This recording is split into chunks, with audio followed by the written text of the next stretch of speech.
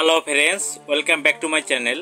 বরাবরের মতো ইসলাম প্রিয় ভাইদেরকে জানাচ্ছি আসসালামু আলাইকুম ও হিন্দু ভাইদেরকে নমস্কার। তো পৃথিবীর যে যেখান থেকে ভিডিওটি দেখছেন সবাইকে জানাচ্ছি আন্তরিক অভিনন্দন ও শুভেচ্ছা। ফ্রেন্ডস, থাম্বনেল দেখেই বুঝতে পারছেন যে শত্রুর বাড়িতে শয়তান চালান করা। শত্রুর বাড়িতে আপনি কেন শয়তান চালান করবেন? মানে শত্রুর বাড়িতে সন্ধ্যা হলেই ঢিল নিক্ষেপ করবে, ভূত প্রেত জিন শুধু আক্রমণ চালাতেই থাকবে। তবে ফ্রেন্ডস, শত্রুকে ক্ষমা করে দেওয়াটাই ভালো। যদি ক্ষমা করতে না পারেন যে সেই শাস্তি পাওয়ার যোগ্য, তাহলে তাকে আপনি শাস্তি দিতে পারেন। এই কাজটি করার জন্য আপনাকে কোনো নকশার প্রয়োজন হবে না, কোনো মন্ত্রের প্রয়োজন হবে না, জাস্ট কিছু সামগ্রী আপনার প্রয়োজন হবে। সেগুলো হলেই আপনি করতে পারবেন। কিন্তু অযথা কাউকে কষ্ট দিলে মনে রাখবেন সেটা কিন্তু ফিরে আপনার দিকেই আসতে পারে। তো কিভাবে কি করবেন সব কিছু বিস্তারিত বলে দেব। চলুন ভিডিওটি শুরু করা যাক।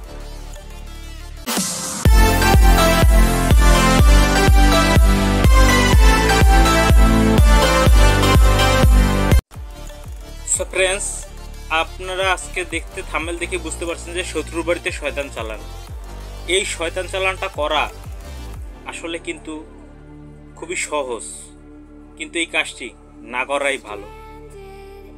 তবে এই কাজটি করার জন্য আপনাকে শরীর বন্ধ করতে হবে। নিজের শরীর বন্ধ করতে গেলে আপনাকে অবশ্যই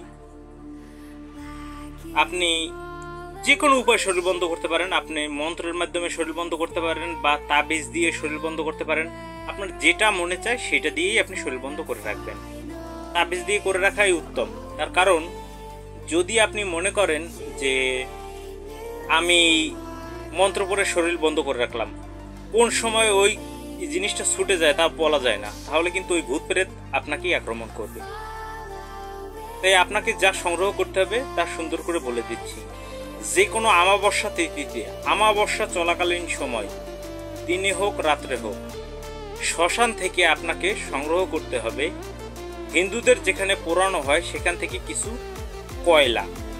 যে পোড়ানো কয়লা, যে মাটির যে মানে লাকড়ের কয়লা আছে না, সেই কয়লাগুলো আপনাকে অল্প কিছু কয়লা সংগ্রহ করতে হবে। হাতে পলি বেঁধে নেবেন, পলি দিয়ে ধরবেন, হাত দিয়ে ধরবেন না ডাইরেক্ট, কিন্তু শরীর বন্ধ থাকা চাই। তারপরে আপনি সেই অমাবস্যার তিথিতেই আপনি যাবেন 3 রাস্তার মোড়, কোথায় পিচ ঢালাই রাস্তা আছে, সেখান থেকে ছোট ছোট বা বড় হোক 60টি পাথর নেবেন। সেই পাথরগুলো ওই কয়লার সাথে রাখবেন। এরপর আপনি যাবেন চৌরাস্তা। যেদিকে চারদিকে 4টা রাস্তা গেছে, সেখান থেকে সেতু কিছু ধুলবালি যা পান সেই ধুলবালিটাও ওর সাথে মিক্সড করবেন। এরপরে আপনি যাবেন পুরাতন কবরে। যেখানে পুরাতন কবর বলতে যে কবর অন্তত 10 বছর হয়ে গেছে, ওই ব্যক্তি মারা গেছে, কবর দেওয়া হয়েছে, সেরকমের কবর লাগতে হবে। সেই কবরের মাটি আপনি শ্বাস বন্ধ করে তুলবেন।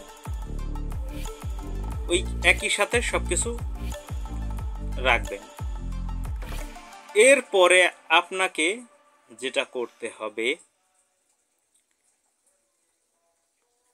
আপনাদের হাতে দিতে আমার খুব কষ্ট হচ্ছে, কারণ আপনারা যদি অন্যায়ভাবে কারো ক্ষতি করে ফেলেন, তারপরেও বলছি,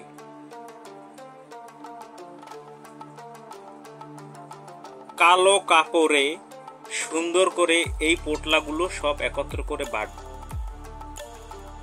বেঁধে নেবেন। অমাবস্যা চলাকালীন সময় কালো কাপড়ে সুন্দর করে বেঁধে নেবেন।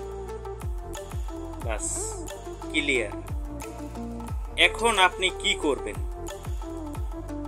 যদি এইটা বলতে যাই তাহলে আপনারা কি আসলে সত্যি কারো কোনো ক্ষতি করবেন না? আমি আপনাদের কাছে হাত জোর করে অনুরোধ করছি, কারো এমন ক্ষতিটা কেউ করবেন না, মারাত্মক সমস্যা হয়ে যাবে। শত্রুর বাড়ির যে কোনো আঙিনায় এক জায়গা মাটি খুঁজে সেখানে আস্তে ওই পোটলাটা দাফন করে দিলেই কাজ শেষ।